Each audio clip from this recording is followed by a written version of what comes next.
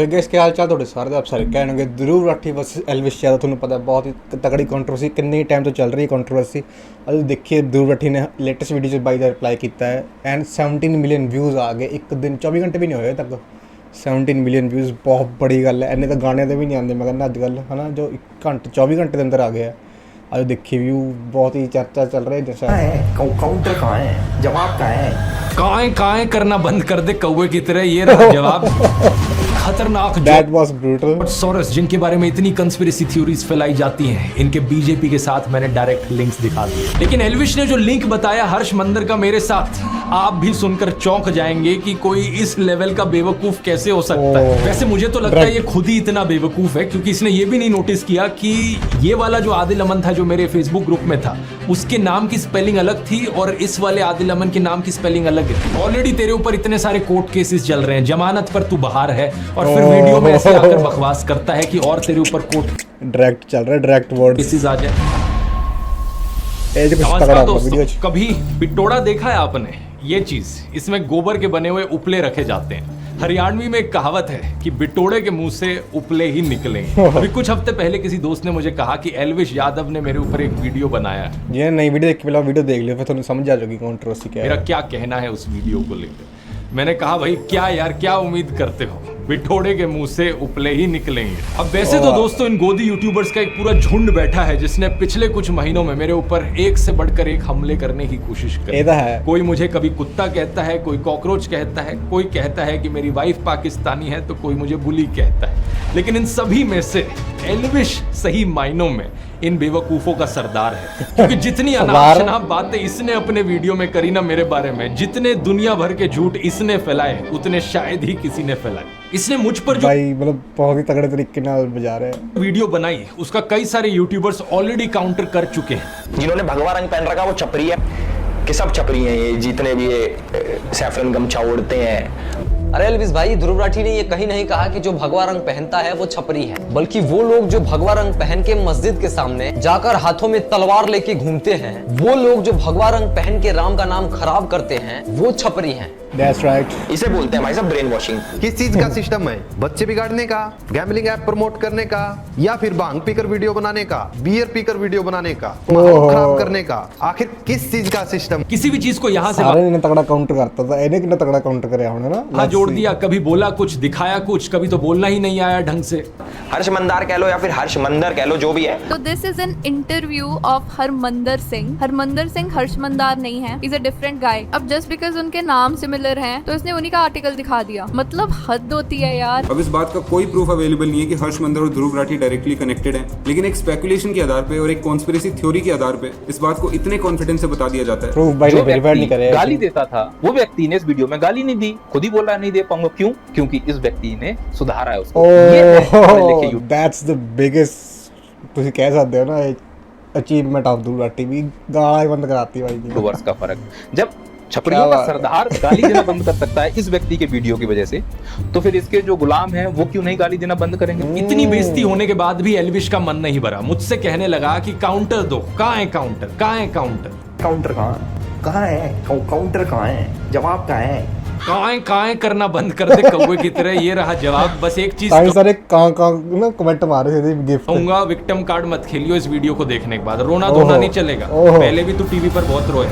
वो बोलते थे बीजेपी का दल्ला है। हमारे ध्रुव भाई को एंटी नेशनल्स में इतना इंटरेस्ट क्यों है? करने को कोई कुछ भी कर सकता है, पर इंसान कितना पागल होगा। बीजेपी की एक बड़ी पॉपुलर स्ट्रैटेजी है, आपने भी नोटिस किया होगा दोस्तों, कि जो भी इंसान बीजेपी की आलोचना करता है, ये बीजेपी वाले उसे एंटी नेशनल घोषित करते फिरते हैं। एल्विश ने भी यही किया, ये इंसान एंटी नेशनल, वो एंटी नेशनल, फलाना एंटी नेशनल, ढिमकाना एंटी नेशनल। अब किसी तरीके से इन सभी लोगों के ध्रुव राठी से कनेक्शन जोड़ दो और इसे भी एंटी नेशनल घोषित कर दो। मैंने तो एंटी नेशनल घोषित कर दिया। आइए पॉइंट बाय पॉइंट देखते हैं कि इसने एग्जैक्टली क्या कहा था। इसने बात करी थी आदिल अमन नाम के एक आदमी की। साल 2020 के अंदर ध्रुव राठी ने एक फेसबुक ग्रुप बनाया जिसके अंदर वो एडमिन थे, और इस ग्रुप के अंदर बहुत सारे लोग थे। उसके अंदर एक इंपॉर्टेंट चेहरा था जिसका नाम है आदिल अमन।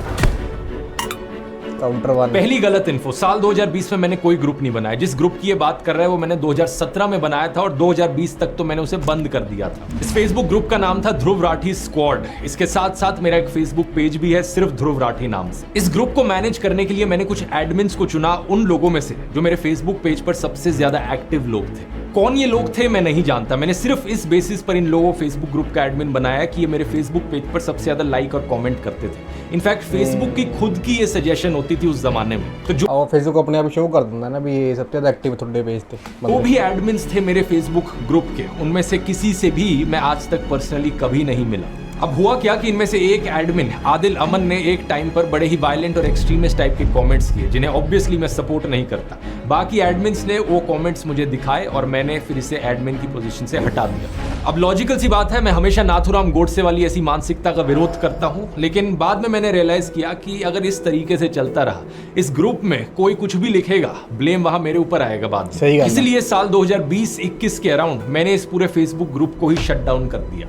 अब 4 सालों बाद हमारी कहानी में एंट्री होती है इस बेवकूफ की जो इस घटना को लेकर एक स्कैंडल बनाने की कोशिश करता है। बहुत ही प्यार नाल बजा रहा है, बहुत ही प्यार नाल। ये अपनी इमेजिनरी कहानियां बनाता है कि आदिल और मैं तो जिगरी दोस्त हैं। अगर ध्रुव भाई ये वीडियो देख रहे हैं तो भाई के चेहरे पे मुस्कुराहट आ गई होगी क्योंकि पुराने साथी हैं, आम आदमी पार्टी में साथ में काम करते थे। जब प्रधानमंत्री मोदी सड़क छाप मवालियों को ट्विटर पर फॉलो करते हुए दिखते हैं तब तो ये गोदी इन्फ्लुएंसर सारा लॉजिक लगा देते हैं कि इसमें हमारे प्रधानमंत्री जी की क्या गलती।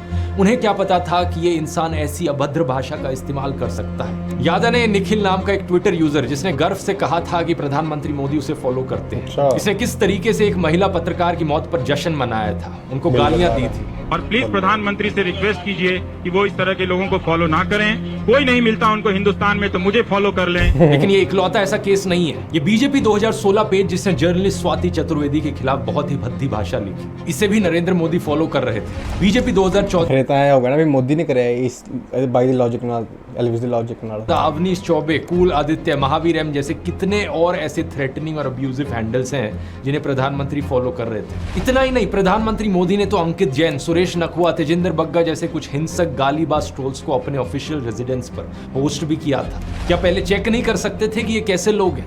ऑनलाइन से अब ऑफलाइन पर आ जाए तो आसाराम बलात्कार के लिए कॉन्विक्ट हुआ, यहाँ नरेंद्र मोदी उसे माला पहनाते हुए और उसके पैर छूते हुए एक्सपोज हो रहा है तंगी तरह भाई दिख रहे हैं। मोदी भी कह रहा हूँ मैं किन्नी बजाऊंगा मेरी किन्नी है ना, मतलब बस कर ना एलविश पर घर कर यार तू।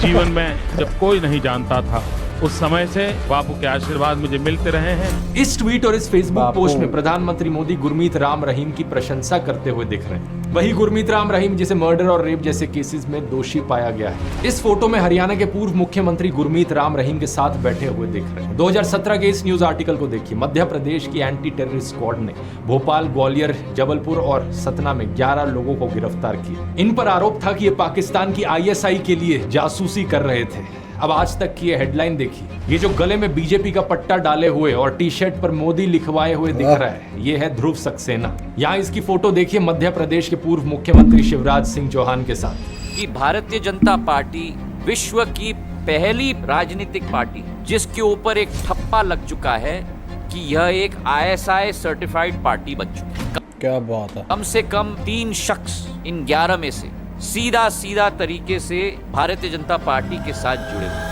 अलेजिड आतंकवादियों के बीजेपी से सिर्फ 1-2 दिस इज बिग एलिगेशंस से कनेक्शन नहीं है, ढेर सारे हैं। 2022 के इस न्यूज आर्टिकल को देखिए। जम्मू के रियासी में पकड़े गए आतंकियों में से एक तालिब हुसैन जम्मू एंड कश्मीर बीजेपी के माइनॉरिटी मोर्चा IT सेल का फॉर्मर चीफ निकला। बीजेपी ने कहा कि ये केवल 18 दिन तक बीजेपी का सदस्य रहा था। नासिर और जुनैद की किलिंग का अक्यूज मोनू मानेसर इस फोटो में अनुराग ठाकुर के साथ, यहाँ लेट अरुण जेटली के साथ और यहाँ home minister Amit Shah Amit Shah home minister है। देखो तक पहुंचना दे कमरे च बहना वड्डी गल है, बहुत कुछ तो लिंक होना ताई अंदर पहुंच के कमरे दे, नहीं तो इम्पॉसिबल है। इस फोटो में प्रधानमंत्री मोदी पूर्व बीजेपी सांसद प्रज्ञा ठाकुर के साथ दिख रहे हैं जो 2008 के मालेगांव बॉम्ब ब्लास्ट की एक अक्यूज है। बीजेपी नेताओं की एक्सट्रीमिस्ट टेंडेंसीज में डायरेक्ट इन्वॉल्वमेंट या इनडायरेक्ट एसोसिएशन के ये सब एग्जांपल्स तो बस ट्रेलर है। अगर मैं पूरी लिस्ट बनाने लग जाऊं तो यहाँ 3 घंटे की फिल्म बन जाएगी। बाबू बजरंगी का स्टिंग ऑपरेशन, यशवंत शिंदे का एफिडेविट, प्रज्वल रेवन्ना, आशीष मिश्रा, अनुराग ठाकुर, यति नरसिंह सरस्वती, सूरजपाल अमू, सुरेश चौहान की लिस्ट चलती ही जाती है। कोई कहता है गोली मारो, कोई लिंचिंग के लिए दोषी पाए गए लोगों को मालाएं पहनाता है, कोई बलात्कारियों को संस्कारी ब्राह्मण बताता है, तो कोई मुसलमानों के खिलाफ जेनोसाइड की बात करता है। क्या एल्विश में हिम्मत है इन सब केसेस पर बोलने की? एल्विश, मुझे पक्का पता है तू इस वीडियो को देख रहा होगा, सीधा तुझसे बोलना चाहूंगा, अगर तुझ में 1% भी हिम्मत है तो बीजेपी से काउंटर मांग कर दिखा। पक्की गल है भाई, बीजेपी तो मंगे काउंटर है ना, इन्हें इंडिया च रह के ही बीजेपी ਦੀ ਅੱਧੀ ਤੋਂ ਜ਼ਿਆਦਾ ਵੋਟ ਬੈਂਕ ਕਰਾਤਾ ਸੀ, ਦੇਖ ਲਓ ਹੈ ਨਾ, ਇੰਡੀਆ 'ਚ ਰਹਿ ਕੇ ਵੀ ਬਹੁਤ ਵੱਡੀ ਗੱਲ ਹੈ। ਕੰਟਰੀ ਦੇ ਖਿਲਾਫ, ਪੀਐਮ ਦੇ ਖਿਲਾਫ ਕੰਟਰੀ 'ਚ ਰਹਿ ਕੇ ਬੋਲਣਾ ਨਾ, ਸੋ ਇਹ ਚੀਜ਼ ਐਲਵਿਸ਼ ਨੂੰ ਚਾਹੀਦੀ ਹੈ ਨਾ। ਹੁਣ ਜੋ ਬੰਦਾ ਇੰਨਾ ਉਹ ਹੈ, ਯੂਥ ਮੰਨਦਾ ਨੂੰ, ਤਾਂ ਇਹ ਚੀਜ਼ਾਂ ਕੋਈ काउंटर करे, सरकार तो पूछे कहाँ है काउंटर, ये जो काएं करे जा रहा था ना मेरे साथ, बीजेपी के साथ करके दिखा। नहीं कर पाएगा, क्योंकि मुझे पता है तेरे जैसे सत्ता के चाटुकार पूरी जिंदगी ऐसी हिम्मत नहीं जुटा पाएंगे। मेरे खिलाफ बोलना आसान है, क्योंकि पता है सरकार पीछे से कुछ कहेगी नहीं और बड़े यूट्यूबर को टारगेट करके व्यूज मिलेंगे, कंट्रोवर्सी होगी, पब्लिसिटी मिलेगी। पता है तुझ जैसे गोदी यूट्यूबर्स की सबसे बड़ी प्रॉब्लम क्या है? तुझ जैसे लोगों को लगता है कि कंट्रोवर्सी क्रिएट करके व्यूज आएंगे और इसी तरीके से फॉलोअर्स बटोरे जा सकते हैं। यही तरीका है, इसी तरीके से एंड ਤੁਸੀਂ ਦੱਸੋ ਤੁਸੀਂ किस साइड हो? एल्विश की ध्रुव ਆਪਾਂ देखते हैं किस साइड हो? यूट्यूब पर करियर बनाया जा हाले सकता तक ध्रुव है। सही लेकिन लग तेरे रहा है जैसे एक और यूट्यूबर को मैंने पहले भी कहा था कि कंट्रोवर्सी करके एक सस्टेनेबल यूट्यूब करियर बनाना पॉसिबल नहीं है। एक लिमिट तक ही लोग इस ड्रामे को बर्दाश्त करेंगे, उसके बाद लोगों को भी पता लग जाएगा तू ये ड्रामा जो करता है, कंट्रोवर्सी जो करता है, सिर्फ व्यूज के लिए करता है, पैसे के लिए करता है। असलियत में यूट्यूब पर अगर एक लॉन्ग टर्म करियर बनाना है तो उसके लिए ऑडियंस को कुछ जेन्युइन वैल्यू देनी पड़ेगी। ये चीज मैंने अपने यूट्यूब ब्लूप्रिंट कोर्स में सिखाई है। अगर तुझे नहीं समझ में आती तो जाकर कोर्स ले ले, तेरे लिए एक स्पेशल डिस्काउंट भी दे देता हूँ। कूपन कोड यूज कर, एल्विश 40% ऑफ मिलेगा। इस 7.5 घंटे के सलीके नाल तय लाई है पूरी। कोर्स में मैंने सब कुछ सिखाया है कि फिल्मिंग कैसे करनी है, एडिटिंग कैसे करनी है, मोनेटाइजेशन कैसे करी जाती है, इस करियर से पैसे कैसे कमाए जा सकते हैं बिना गैम्बलिंग और बेटिंग की एप्स को प्रमोट करें। ये भी तेरे लिए सीखना बहुत जरूरी है, क्योंकि जो अभी तेरा बिजनेस मॉडल है ना कि कंट्रोवर्सी करके व्यूज इकट्ठे करो और फिर इन गैम्बलिंग एप्स को प्रमोट करो, ये देश के यूथ का फ्यूचर बर्बाद कर रहा है। इस कोर्स में मैंने ढेर सारे और तरीके बताए हैं पैसे कमाने के, और सबसे इंपॉर्टेंट चीज सेकंड चैप्टर में बात करी है अपनी नीश कैसे चुननी है, अपनी स्किल्स और अपने पैशन के बल पर एक यूनिक यूट्यूब चैनल कैसे बनाना है। अब दोस्तों वैसे मुझे पता नहीं एल्विश यादव में कितनी स्किल्स हैं, तो इसका तो छोड़ो, लेकिन अगर आपको इंटरेस्ट है तो आप जरूर एल्विश 40 कूपन कोड यूज कर सकते हो जाकर। जितने भी लोगों ने कोर्स लिया है उन्हें ये बेहद यूजफुल लगा है, और पिछले 10 सालों में यूट्यूब के करियर में मैंने जो भी कुछ सीखा है वो मैंने आपको इसमें सिखाया है। इस QR कोड को स्कैन कर सकते हैं या लिंक नीचे डिस्क्रिप्शन लिख लो भाई एल्विश 40। टॉपिक पर वापस आए तो आगे बंदा बात करता है जॉर्ज सोरस की। तो हर्ष मंदार है वो जॉर्ज सोरस के साथ काम करता है, जिसने 8,000 करोड़ की फंडिंग दे रखी है मोदी जैसे राष्ट्रवादी पीएम को हटाने के लिए और सरकार गिराने के लिए। कित्थों पढ़ रहे यार ये जॉर्ज सोरस वाला प्रोपेगेंडा आपने जरूर व्हाट्सएप यूनिवर्सिटी पर कभी ना कभी देखा होगा। इसमें illuminati, new world order, Pakistan, China, America, वामपंथी, JNU, toolkit gang, Khan market gang, Congress वगैरह, इन सब की साथ में बात करी जाती है। एक बिल्कुल खिचड़ी बना दी जाती है इन सब बड़े बड़े वर्ड्स की, और ये खिचड़ी मोदी भक्तों को खिलाई जाती है गुड मॉर्निंग मैसेज के साथ व्हाट्सएप पर। एल्विश अपने वीडियो में बार बार कहता है कि गूगल कर लो, तो आइए गूगल करके देखते हैं कि कौन है ये जॉर्ज सोरस। जॉर्ज सोरस एक हंगेरियन अमेरिकन बिलियनियर है, और वे एक investor, hedge fund manager, short seller और फिलैंथ्रोपिस्ट है। बहुत सारे बड़े बड़े शब्द हैं, मैं जानता हूँ एल्विश को हजम नहीं हुए होंगे, तो उसने सीधा व्हाट्सएप खोला और देखा कि व्हाट्सएप पर जो लिखा है वो बता देता हूँ। 1992 में इन्होंने अपनी शॉर्ट सेलिंग से बैंक ऑफ इंग्लैंड को हिला दिया था, $1 बिलियन का प्रॉफिट कमाया था। 1997 में इन्होंने थाईलैंड और मलेशिया की करेंसीज को शॉर्ट कर दिया था, जिसकी वजह से एक फाइनेंशियल क्राइसिस देखने को मिली थी। उसी साल इन्होंने दी अटलांटिक में एक आर्टिकल लिखा था जिसमें इन्होंने कहा कि वैसे तो मैंने फाइनेंशियल मार्केट्स में छप्पर फाड़ कमाई की है, लेकिन अब मुझे लगता है कि लेसे फेयर कैपिटलिज्म, यानी जहां कोई रेगुलेशंस ना हो, ऐसा कैपिटलिज्म एक खतरा है ओपन सोसाइटी के लिए। ओपन सोसाइटी का मतलब है एक ऐसी दुनिया जहां डेमोक्रेटिक गवर्नेंस हो, फ्रीडम ऑफ एक्सप्रेशन हो और इंडिविजुअल राइट्स के लिए रिस्पेक्ट की जाए। ऐसी सोसाइटी बनाने के लिए इन्होंने दुनिया के 100 देशों में अपनी ओपन सोसाइटी फाउंडेशन बनाई। इस ओपन सोसाइटी फाउंडेशन ने इंडिया में अपने कदम रखे साल 1999 में, जब अटल बिहारी वाजपेयी हमारे देश के प्रधानमंत्री थे। इनिशियली ये इंडियन इंस्टीट्यूशंस में स्टडी और रिसर्च के लिए स्टूडेंट्स को फेलोशिप्स और स्कॉलरशिप्स देते थे। ये सिर्फ साल 2014 में ही था कि इन्होंने अपना India specific grant making programme शुरू किया। इसके तहत इन्होंने अलग अलग सेक्टर्स में काम करने वाली लोकल ऑर्गेनाइजेशंस को सपोर्ट किया, जैसे कि साइको सोशल डिसेबिलिटीज वाले लोगों के लिए community living, public services, rights को बहुत चंगा स्ट्रेंथन काम कर रहा है करना, भाई। Justice system reforms, medicine access. इनके सोशल इंपैक्ट इन्वेस्टमेंट्स ने 2 वेंचर्स को फंड किया है, नियो ग्रोथ और कैपिटल फ्लोट। इन दोनों वेंचर्स ने इंडिया के 40,000 से ज्यादा छोटे बिजनेसेस को $300 मिलियन की अफोर्डेबल फाइनेंसिंग दी है। जैसे कि 2017 का ये न्यूज आर्टिकल देखिए, कैपिटल फ्लोट फाइनेंशियल ईयर 2018 में 5,000 करोड़ के लोन्स डिसबर्स करेगी स्मॉल और माइक्रो बिजनेसेस को। 2022 में कैपिटल फ्लोट का नाम हो गया एक्सियो। थोड़ा और गूगल करोगे तो पता चलेगा कि इस कंपनी के फाउंडर्स कौन हैं, गौरव हिंदुजा और शशांक ऋष्यश्रिंग, जिन्होंने स्टैनफोर्ड यूनिवर्सिटी से अपनी MBA की है। और गौरव हिंदुजा के बारे में अगर आप गूगल करोगे तो इनका ट्विटर अकाउंट सामने आएगा, जिसमें इनके वेरीफाइड फॉलोअर्स में आप देख सकते हो बीजेपी के नेता कपिल मिश्रा। फिर शशांक का नाम गूगल करो, शशांक की शादी के बारे में ये न्यूज आर्टिकल सामने आएगा। देखिए यहाँ कौन गेस्ट आए थे इस शादी को अटेंड करने। मुकेश अंबानी की मदर कोकिलाबेन अंबानी, बीजेपी नेता लाल कृष्ण आडवाणी और बीजेपी नेता देवेंद्र फडणवीस। तो ये एलिजिडली खतरनाक जॉर्ज सोरोस, जिनके बारे में इतनी कंस्पिरेसी थ्योरीज फैलाई जाती हैं, इनके बीजेपी के साथ मैंने डायरेक्ट लिंक्स दिखा दिए। लेकिन व्हाट्सएप पर झूठी खबरें क्या फैलाएंगे ये लोग कि भाई मुझे जॉर्ज, क्या बात है, हेड्स ऑफ यार भाई, जो तरीके नाल ना एक सर्च करता है सिराला, मतलब कितनी डीपली वेल रिफाइंड सब चीज़ है। इंडियन एक्सप्रेस की एक इन्वेस्टिगेशन से पता चला कि जॉर्ज सोरोस की ओपन सोसाइटी फाउंडेशन के वर्ल्ड वाइड 68 ऐसे प्रोजेक्ट्स हैं जिनकी फंडिंग होती है UN डेमोक्रेसी फंड से, और इंडिया इस यूनाइटेड नेशंस डेमोक्रेसी फंड में 4th हाईएस्ट कंट्रीब्यूटर है। इसका मतलब समझ रहे हो दोस्तों, इनडायरेक्टली जॉर्ज सोरोस की फंडिंग करती है मोदी सरकार। इन्हीं जॉर्ज सोरोस ने चाइना के जी जिनपिंग के बारे में कहा कि चाइना के प्रेसिडेंट ओपन सोसाइटीज के लिए सबसे खतरनाक ओपोनेंट है।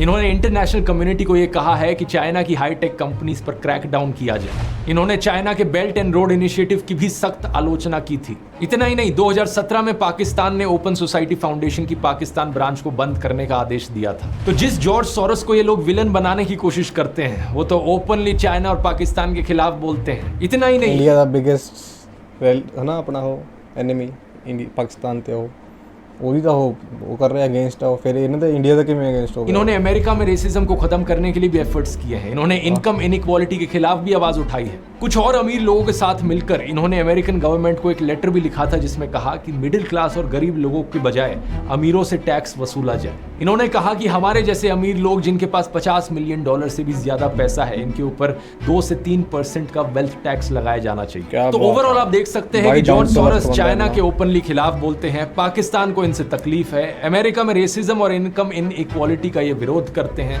अनरेगुलेटेड कैपिटलिज्म के खतरों पर ये बात करते हैं। इंडिया में स्टूडेंट्स को फेलोशिप दी है इन्होंने, फार्मर्स को पैसा दिया है इनकी ऑर्गेनाइजेशन ने, 40,000 से ज्यादा स्मॉल बिजनेसेस को इजी लोन्स प्रोवाइड करवाए हैं। फ्रेशवर्क्स जैसी इंडिया की कई स्टार्टअप्स में इनकी इन्वेस्टमेंट है, और इंडियन गवर्नमेंट यूनाइटेड नेशंस के डेमोक्रेटिक फंड में डोनेट करती है, जहां से इनके वर्ल्ड वाइड प्रोजेक्ट्स को पैसा मिलता है। यहां तक सुनने में तो सब ठीक ही लग रहा है, तो फिर प्रॉब्लम क्या है? प्रॉब्लम यह है कि इन्होंने इंडिया में डेमोक्रेसी के इरोजन पर कंसर्न जताया। प्रॉब्लम यह है कि इन्होंने नरेंद्र मोदी के खिलाफ भी बोला। प्रधानमंत्री मोदी और गौतम अडानी के एलिजिड नाजायज संबंधों के बारे में इन्होंने बात की। इन्होंने कहा कि नरेंद्र मोदी को अडानी क्राइसिस पर सवालों के जवाब देने होंगे ताकि फॉरेन इन्वेस्टर्स का विश्वास ना डगमगाए। Modi and business tycoon Adani are close allies. Modi is silent on the subject, but he will have to answer questions from foreign investors and in parliament. और आप तो जानते ही हो कि गोदी इकोसिस्टम के हिसाब से मोदी भारत है और भारत मोदी है इन लोगों के। इसलिए कोई भी प्रधानमंत्री मोदी की आलोचना करे, इन लोगों का गैंग उसे भारत विरोधी डिक्लेयर कर देता है, फिर चाहे वो रियाना हो, भारत के किसान हो, या फिर जॉर्ज सोरोस। अब ये सारा तो व्हाट्सएप और गोदी मीडिया पर घूम रहा प्रोपेगेंडा है, लेकिन एल्विश की बेवकूफी तो इससे भी ज्यादा कमाल की है। एल्विश कहता है कि जॉर्ज सोरोस को राहुल गांधी की आंटी जानती है, इसलिए वो आंटी हमारे देश के लिए खतरा है। जो हमारे जॉर्ज सोरोस हैं वो हमारे राहुल गांधी जी की आंटी फौरी नेहरू के बहुत ही करीबी दोस्त हैं। गूगल पर सर्च करो तो पता चलेगा कि 2017 में ऑलरेडी इनका देहांत हो चुका है, 108 साल की उम्र पर। एक ऐसी महिला जो आज से 7 साल पहले ही गुजर चुकी है, वो भी 108 साल की उम्र पर। एल्विश की राय में वो देश के लिए खतरा है। और वैसे तो 2009 का इंडियन एक्सप्रेस का ये आर्टिकल देखो जी, ये उम्र तो साथ चलनी यही बहुत ਹੁੰਦਾ है, देश ਨੂੰ क्या ही कर लोगे ना। इसमें बताया गया है कि फौरी नेहरू नेटिवली हंगरी से है, जहां से जॉर्ज सोरोस भी है। जॉर्ज सोरोस की तरह वो भी ज्यूइश थी। जब इंडिया में उनकी लव मैरिज हुई तो उन्होंने अपना नाम कर लिया था शोभा नेहरू। इस 2009 के आर्टिकल की हेडिंग है मिस्टर सोरोस एक पुरानी दोस्त से मिलने गए। लेकिन 14 साल बाद 18 फरवरी 2023 में इसी को 2 गोदी वेबसाइट्स पब्लिश करती हैं और कहती हैं खुलासा खुलासा, जानिए बड़ा खुलासा है। 14 साल पुराने आर्टिकल को दिखाकर ये लोग नया खुलासा कहते हैं। ऐसा ही कुछ किया गया former prime minister Manmohan Singh की बेटी अमृत सिंह को लेकर। वैसे तो 2013 का यह आर्टिकल है जहां लिखा है प्रधानमंत्री की बेटी को मानव अधिकार कानून में जबरदस्त काम करने के लिए सम्मानित किया गया। उनकी रिपोर्ट का नाम था globalising torture, CIA secret torture and extraordinary rendition.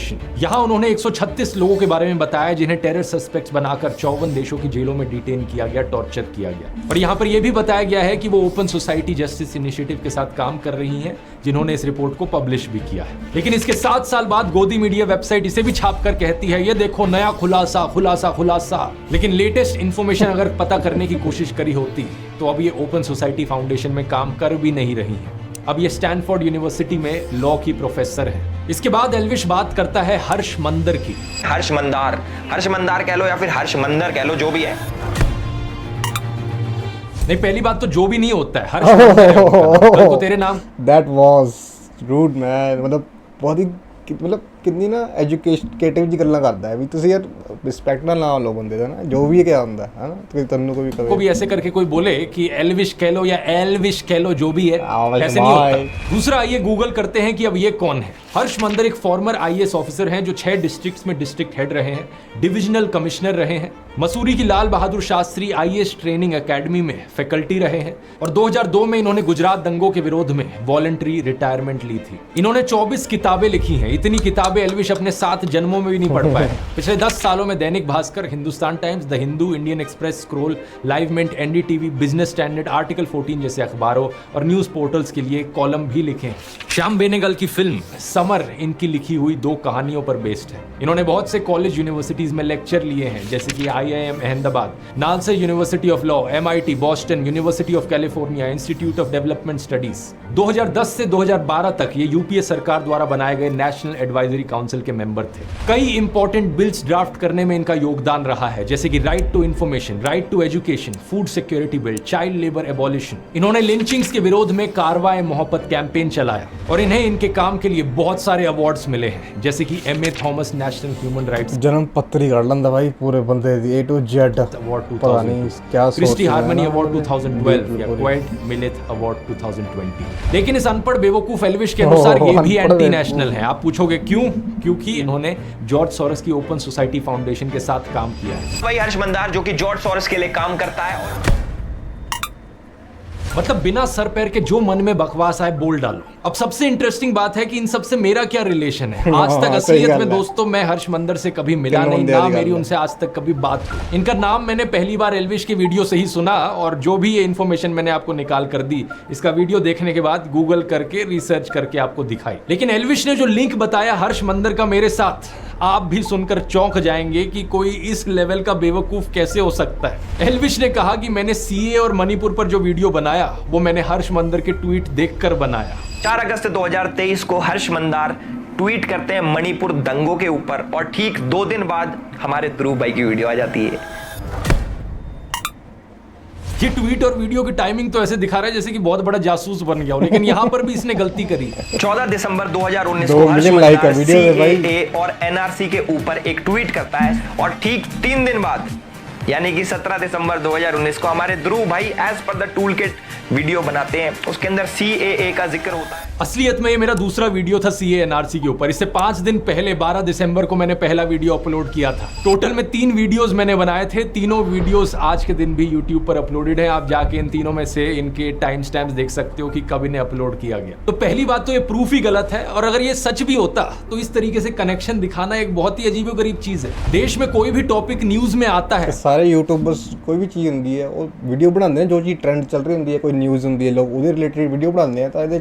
तो ऑफ कोर्स जो टॉप यूट्यूबर्स हैं उस पर वीडियोस बनाएंगे। मैं वीडियो बनाऊंगा उस चीज पर। दिसंबर 2019 में न्यूज चैनल्स पर, सोशल मीडिया पर इसकी बहुत चर्चा चल रही थी, तो मैंने वीडियो बनाया। मेरे साथ साथ लाखों लोगों ने इस पर ट्वीट किए, फेसबुक पर पोस्ट किए। सेम चीज मणिपुर के लिए भी कही जा सकती है। जब मणिपुर का इशू चल रहा था तो मैंने उस पर वीडियो बनाया। अब लाखों लोगों के ट्वीट्स में से किसी एक इंसान को पकड़ लेना और कहना कि देखो इस इंसान के ट्वीट के बाद मैंने अपना वीडियो बनाया, भाई क्या लॉजिक है यार ये। और मणिपुर पर वो वीडियो बनाने का ख्याल मुझे इसलिए आया क्योंकि मणिपुर की ट्रैजिक क्लैशेस में उन 2 औरतों के वीडियो ने हर एक इंसान की आत्मा को झकझोर दिया। हर एक इंसान जिसकी जमीन मरी नहीं हुई थी, जिसकी आत्मा बिकी नहीं हुई थी, उसने इस टॉपिक की बात करी है। लेकिन एल्विश जैसे सत्ता के चाटुकार का मुंह बिल्कुल बंद था मणिपुर जैसे इशू पर, और फिर कहता है कि मैं तो बड़ा नेशनलिस्ट हूँ। तो हम तो भैया देश प्रेमी है खूब, अब हमें कुछ भी कह लो देश प्रेम हमारे अंदर भरा है, यहाँ पूरे शरीर में देश प्रेम भरा है। कुछ शर्म आती है तुझे या नहीं? रिसेंटली तुझसे नीट एग्जाम के बारे में पूछा गया तो तेरे मुंह में छाले पड़ गए, दांत दिखाकर हंसने लगा। गवर्नमेंट नीट एग्जाम, डॉक्टर्स के एग्जाम के पेपर लीक हुए, उस पर आपका क्या कहना है? क्योंकि एल्विश प्लीज आप मुनावर यंग के बारे में ਇਹ ਤਾਂ ਬਈ ਗਲਤ ਗੱਲ ਹੈ। ਤੂੰ ਇੰਨਾ ਯੂਥ ਫੋਲੋ ਕਰਦਾ, ਇਹਦੇ ਵਿੱਚ ਕਿਆ ਬੋਲੇ? ਤੁਸੀਂ ਬੋਲੋ, ਕੁਛ ਤਾਂ ਬੋਲੇ ਨਾ ਬੰਦਾ ਵੀ ਨਹੀਂ ਲੀਕ ਨਹੀਂ ਹੋਣੇ ਚਾਹੀਦੇ, ਫੜੋ ਜਿਹੜਾ ਵੀ ਲੀक ਹੋਇਆ। ਗਲਤ ਗੱਲ ਹੈ, ਸਰਕਾਰ ਨੂੰ कुछ नहीं बोलता भाई। जल्दी और तू चाहता है कि बाकी लोग भी तेरी तरह किसी सोशियो पॉलिटिकल इश्यूज पर बोले ही ना कुछ? क्या तू अपने फैंस और व्यूअर्स को बिल्कुल ही बेवकूफ मानता है कि कुछ भी बचकाना बात वो हजम कर लेंगे तेरी? एल्विश को ये अंदेशा तो जरूर था कि ऐसी बचकाना बातों पर लोग यकीन नहीं करेंगे, इसलिए एक और पैंतरा खेला इसने। हर्ष मंदर के साथ मेरा कनेक्शन जोड़ने की कोशिश में ये आदिल अमन को बीच में ले आया। सो गाइस ਇਹ ਸੀ ਇੱਕ ਪਾਰਟ, ਆਪਾਂ ਅਗਲਾ ਪਾਰਟ ਅਗਲੀ ਵੀਡੀਓ ਬਣਾਵਾਂਗੇ। ਤਾਂ ਬਹੁਤ ਹੀ ਕਰਾਰਾ ਜਵਾਬ ਹੈ, ਬਹੁਤ ਹੀ ਕਰਾਰਾ ਜਵਾਬ, ਬਿਲਕੁਲ ਹੀ ਰਿਐਲਿਟੀ ਦਿਖਾਤੀ ਇੱਕ ਤਰ੍ਹਾਂ ਦੀ ਨਾ। ਮਤਲਬ ਜੋ ਪਰ ਇੰਨਾ ਬੰਦੇ ਨੂੰ ਫੋਲੋ ਕਰਦੀ ਹੈ ਤਾਂ ਉਹ ਤੂੰ ਕੁਝ ਤਾਂ ਸੈਂਸ ਵਾਲੀ ਗੱਲਾਂ ਕਰੇ ਨਾ। ਹਾਲੇ ਤੱਕ I think Dhruv Rathi is winning. ਤੇ ਤੁਸੀਂ ਦੱਸੋ ਆਪਣੇ ਵਿਊਜ਼। ਤੇ ਬੜਾ ਕਰਾਰਾ ਜਵਾਬ ਸੀ ਨਾ। ਕਾਏ ਆਵਾਜ਼ ਪਰਸਨਲ। ਚਲੋ ਮਿਲਦੇ ਹਾਂ।